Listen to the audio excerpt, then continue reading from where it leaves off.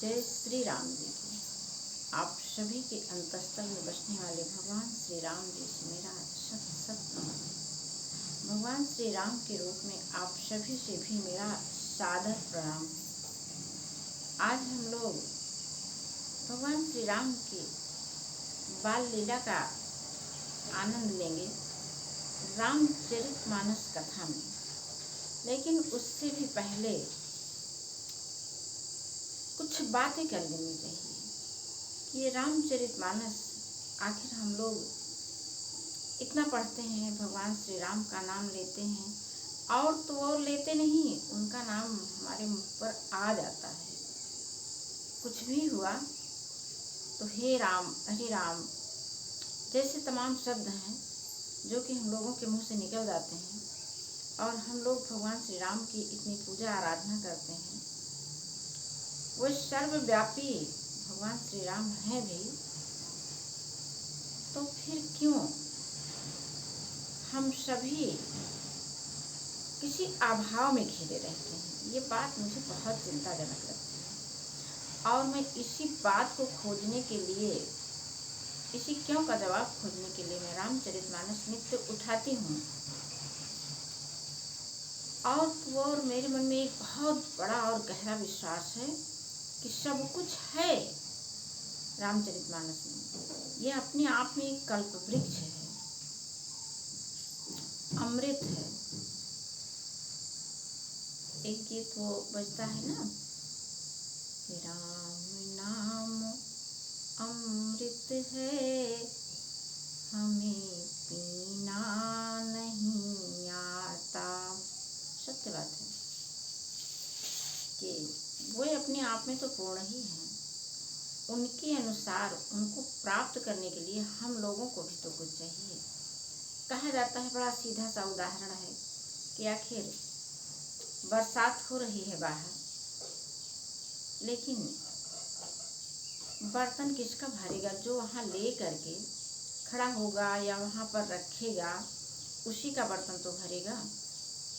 जो न तो स्वयं भीगना चाह रहा है, न वहाँ पर कोई बर्तन रख रहा है, और फिर पानी उसके पास तक कैसे आएगा? तो इसी तरह से भगवान श्री राम की कृपा भी है कि उसके लिए हम सबको कुछ करना बहुत जरूरी हो जाता है। वह करना क्या है? अपने मन को खाली करना। किन चीज़ों से? तमाम सामाजिक नियमों के प्रति पूर्वाग्रहों से अपने आप को खाली करना। पूर्वाग्रह मतलब पहले से सुनी गई जो तमाम बातें हैं, हम लोगों के दिमाग में भरी रहती हैं, उनको जब हटाएंगे, पूरी तरह से खाली हो जाएंगे हम लोग, तभी तो भगवान श्री राम की बातें, रामचरितमानस की बातें हम लोगों की समझ में आएंगी। अन्यथा चाहे जितनी बार रामचरितमानस पढ़ते रहें, कुछ समझ में नहीं आने वाला है और हम जैसे के तैसे बने रह जाते हैं। कोई भी अपने जीवन में बदलाव नहीं कर पाते। आइए पढ़ते हैं। सुख संदोह मोह परे, ज्ञान गिरा गोतीत, दंपति परम प्रेम बस, कर शिशु चरित पुनीत। जो सुख के पुंज मोह से परे तथा ज्ञान, वाणी और इंद्रियों से अतीत हैं, वे भगवान दशरथ कौशल्या के अत्यंत प्रेम के कारण, प्रेम के बस होकर के पवित्र बाल लीला कर रहे हैं। बाल लीला को पवित्र कहा जा रहा है। अब हम लोग हैं कितने महान हैं। आपने यहाँ जब छोटे शिशु होते हैं तो उनके साथ हम उनकी बाल लीला का आनंद नहीं ले पाते हैं, उनकी पवित्रता का आनंद नहीं ले पाते हैं।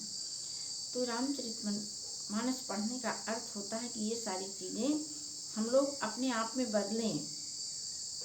छोटे छोटे शिशुओं की बाल लीलाओं का आनंद करें, उससे बड़े या बड़े लोगों के अंदर उनमें पाए जाने वाले गुणों को हम ग्रहण करें और उससे अपने जीवन को आनंदित बनाएं। हम लोग ढूंढते क्या रहते हैं? तमाम उनमें कमियां। इसीलिए रामचरितमानस और भगवान श्री राम का नाम हम लोगों के लिए त्वरित बदलाव नहीं कर पाता है। एहि विधि राम जगत पितु माता, कौशलपुर वासिन सुखदाता। जिन्ह रघुनाथ चरण रति मानी, तिन्ह की यह गति प्रगट भवानी। इस प्रकार जगत के माता पिता श्री राम जी अवधपुर के निवासियों को सुख देते हैं। जिन्होंने श्री रामचंद्र जी के चरणों में प्रीति जोड़ी है, हे भवानी, उनकी यह प्रत्यक्ष गति है कि भगवान उनके प्रेम वश बाल लीला करके उन्हें आनंद दे रहे हैं। अब ये जो कहा जा रहा है चरणों में प्रीति, शायद मेरा ज्ञान ही कितना, मैं एक साधारण सी गृहस्थ महिला, लेकिन भगवान श्री राम के प्रति और रामचरितमानस के प्रति मेरे मन में कहाँ से अनुराग आया और ये सब पढ़ने का मन होता है, तो एक सवाल मेरे मन में आता है कि ये राम के चरण कहाँ हैं। राम के चरण तो मुझे ये लगता है जब सर्वत्र राम हैं, हमारे सारे परिजनों के रूप में राम हैं, तो हमारे परिजनों के, श्रेष्ठ जनों के, गुरुजनों के चरण ही तो हमारे लिए भगवान श्री राम के चरण बनते हैं। और जब हम उनको भगवान श्री राम ही मान करके उन्हें हम सम्मान देंगे तो निश्चित रूप से हमारा मन खुशियों से भर जाएगा। रघुपति विमुख जतन कर कोरी, कौन सकई भव बंधन छोरी। जीव चराचर बस के राखे, सो माया प्रभु सो भय भाखे। श्री रघुनाथ जी से विमुख रहकर मनुष्य चाहे करोड़ों उपाय करे, परंतु उसका संसार बंधन कौन छुड़ा सकता है, अर्थात कोई नहीं छुड़ा सकता है। तो भगवान श्री राम से विमुख होने का मतलब है कि उनके कुछ गुण, उनके आचरण जो कि रामचरितमानस में दिए गए हैं, वैदिक साहित्य में दिए गए हैं, वेदों में दिए गए हैं, हम लोग बचपन से ही सुनते जानते आ रहे हैं, लेकिन क्या हम लोग उसे अपने आचरण में उतार पाते हैं? सबसे बड़ा सिद्धांत तो यही है कि हम सबको सदैव प्रसन्न रहना चाहिए, आनंद में रहना चाहिए, लोभ मोह क्रोध इन सब से दूरी बना के रखनी चाहिए, सदैव सत्य ही बोलना चाहिए। ऐसे तमाम चीज़ें हैं, ये सब जब हम मानेंगे तभी भगवान से प्रीति जुड़ पाएगी, वह अपने आप जुड़ जाएगी, फिर हमको जोड़ना नहीं पड़ेगा। लेकिन पहले हम खाली तो हों, हमारा मन तो खाली हो, भगवान श्री राम की शक्ति को अपने मन में भरने के लिए। हम तो तमाम नकारात्मक शक्तियों को भरे हुए हैं, नकारात्मक शक्तियाँ कहीं गई नहीं हैं, वे अब भी हैं। हम चाहें तो उनको स्थान दे लें या उन्हें हटा करके भगवान श्री राम के द्वारा किए गए आचरणों को अपने भी आचरण में हम शामिल करें। भृकुटि विलास न चावै ताहि, अस प्रभु छाड़ी भजिय कहु काही। मन क्रम वचन छाड़ी चतुराई, भजत कृपा करी हैं रघुराई। भगवान उस माया को भाव के इशारे से नचाते हैं, भाव के इशारे से, बोलना नहीं, कुछ करते नहीं, बस उनके भाव के इशारे से ये माया नाचती रहती है। और ऐसे प्रभु को छोड़ करके कहो किसका भजन किया जाए। मन वचन और कर्म से चतुराई छोड़कर भजते ही रघुनाथ जी हम सब पर कृपा करेंगे।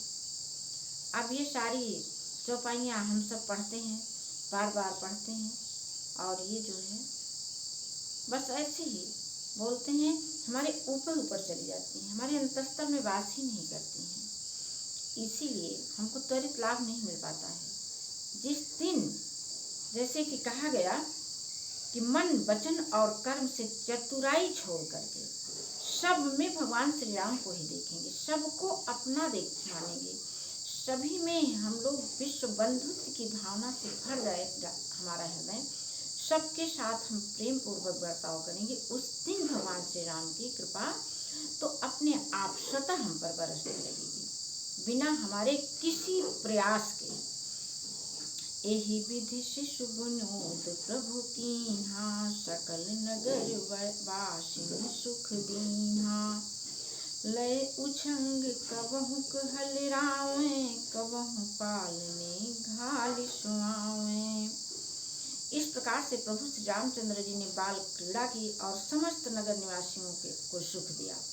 कौशल्या जी कभी उन्हें गोद में लेकर हिलाती डुलाती हैं और कभी पालने में डाल करके झूला झुलाती। प्रेम मगन कौशल्या निस दिन जात न जान, सुत स्नेह बस माता बाल चरित कर गान। प्रेम में मग्न कौशल्या जी रात और दिन का बीतना ही नहीं जानती हैं। आखिर हम लोगों के जीवन में भी तमाम ऐसे क्षण आते हैं जब हम खुश होते हैं, हमारा हृदय प्रेम से भरा होता है, तो दिन को जाते हुए हम लोग देख ही नहीं पाते हैं। वो कब आता है चला जाता है, हमको पता ही नहीं चलता है। और जब हमारा मन दुख और पीड़ा से भरा होता है तो लगता है जैसे समय बीत ही नहीं रहा है। तो क्यों ना हम अपने मन को आनंद से भर के ही रखें। रामचरितमानस पढ़ने का, भगवान श्री राम के नाम लेने का यह अर्थ होता है कि हमारे मन में आनंद का वास हो, सारी कपट चतुराइयों को हम त्याग दें। जय श्री राम।